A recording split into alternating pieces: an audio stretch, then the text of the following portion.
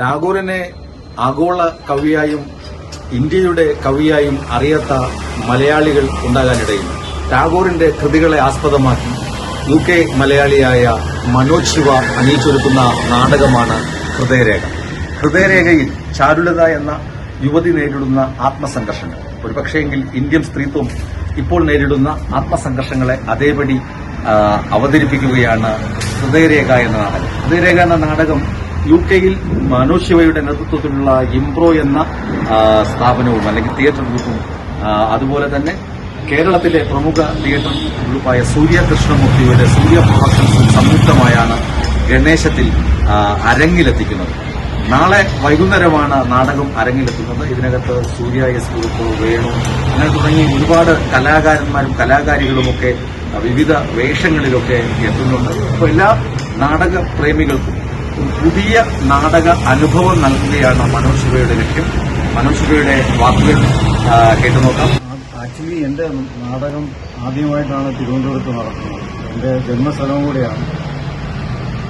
സൂര്യയുമായിട്ട് നടത്തുന്നത് അതൊരു ഭാഗ്യമാണ്. പിന്നെ ഞാൻ എല്ലാ വർഷവും വരുമ്പോഴും ഇംപ്രോ കോച്ചും കൂടെയാണ്. ഇംപ്രവൈസേഷൻ ആക്ടേഴ്സിനും അതുപോലെ ബിസിനസ്സുകാർക്കും സ്റ്റുഡൻസിനും ഒക്കെ ചെയ്യാൻ പറ്റുന്ന ഒരു ഇംപ്രവൈസേഷൻ എക്സസൈസാണ് ഇംപ്രോ. ആ കമ്പനിയുടെ ഡയറക്ടറാണ്. അപ്പോൾ അതെല്ലാ പ്രാവശ്യവും ഇവിടെ നടത്താറുണ്ട്. ഇപ്രാവശ്യം ഒരു നാടക രൂപത്തിലാണ് ഞങ്ങൾ അത് ജനങ്ങളുടെ മുമ്പ് പ്രസന്റ് ചെയ്യുന്നത്.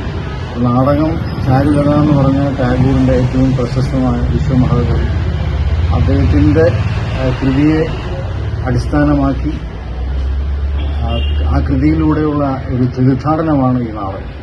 നാടകത്തിന്റെ ചാരുലത അനുഭവിക്കുന്ന സാമൂഹികവും അസ്വാതന്ത്ര്യവും അവരുടെ ഭർത്താവിന്റെ ഇടയിൽ നിന്നും അതുപോലെ സാഹിത്യത്തിലേക്ക് അവർക്ക് ഒരു അഭിരുചി ഉണ്ടാക്കി കൊടുക്കുകയും സാഹിത്യം വളർത്തുന്നതിനും കൂടെ അവർക്കൊരു അടുപ്പമുണ്ടായ അമലിന്റെ നിഴലിനിടയിൽ പെട്ടുപോകുന്ന ചാരുവിന്റെ ഒരു യാത്രയാണ്. അതിന്റെ നൊമ്പരങ്ങൾ നാടകത്തിലൂടെ ആവിഷ്കരിക്കുകയും അതുകൂടാതെ അവരുടെ അസ്തിത്വത്തിന് അതിനൊരു ഉത്തരം കണ്ടെത്തുന്ന നമ്മളുടെ എല്ലാവരെയും നൊമ്പരമാണത്. ആ നൊമ്പരങ്ങൾക്ക് ഒരു ഉത്തരം കണ്ടെത്തുന്ന ഒരു നാടകം കൂടെയാണ്. സത്യജിത്ത് ചെയ്തതുപോലെയോ അല്ലെങ്കിൽ പല ആൾക്കാർ ചെയ്തതിൽ നിന്നും അതുപോലെ അല്ല ഈ നാടകത്തിന്റെ ഒരു അവസ്ഥ സംഭവിച്ചുകൊണ്ടിരിക്കുന്നത്. അതൊരു ചാരുലതയുടെ ഒരു ജേണിയാണ്, ഒരു യാത്രയാണ്. അതിൽ നിങ്ങൾ വന്ന് ഞാനിപ്പോൾ അതിന് പറയുന്നതിനേക്കാൾ കൂടുതൽ നിങ്ങൾ അതിനെ വന്ന് കാണുമ്പോൾ അവരുടെ അവസാനം അവർക്ക് എന്ത് സംഭവിക്കുന്നു, അവരെന്താണ് അതിൽ കണ്ടെത്തിയ ഉത്തരമെന്നുമെല്ലാം നിങ്ങൾക്ക് മനസ്സിലാവും. മനോജ് ശിവ പറയുന്നത് അതുപോലെ തന്നെയാണ് സൂര്യ എസ് ഗ്രൂപ്പും അതുപോലെ നാടകത്തിലെ പ്രധാന കഥാപാത്രത്തെ അവതരിപ്പിച്ച ശ്രീ വേണുവും പറയുന്നത്. അവരെയും നമുക്ക് കേൾക്കാം.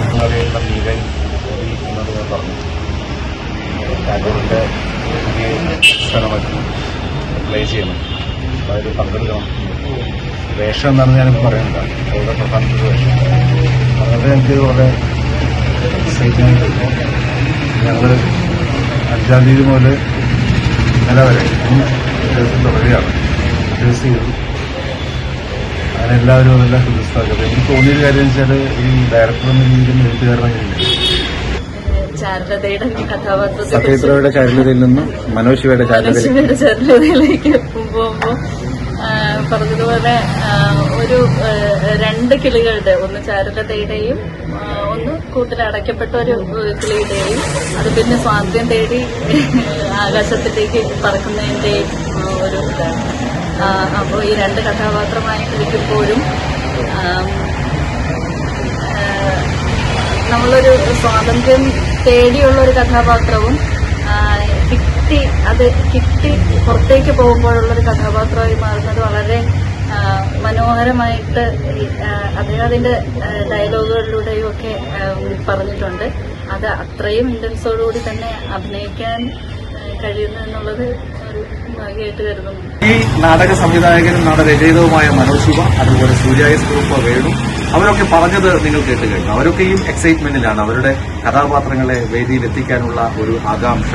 അങ്ങനെ ഉദ്വേഗഭരിതമായ മണിക്കൂറുകൾക്ക് ശേഷം നാടകം നിങ്ങളുടെ മുന്നിലെത്തും. അപ്പോൾ എല്ലാ പ്രേക്ഷകരും നാടകം ഇരുകൈയും നീട്ടി സ്വീകരിക്കുമെന്ന പ്രതീക്ഷയിലാണ് അണിയറ പ്രവർത്തകർ.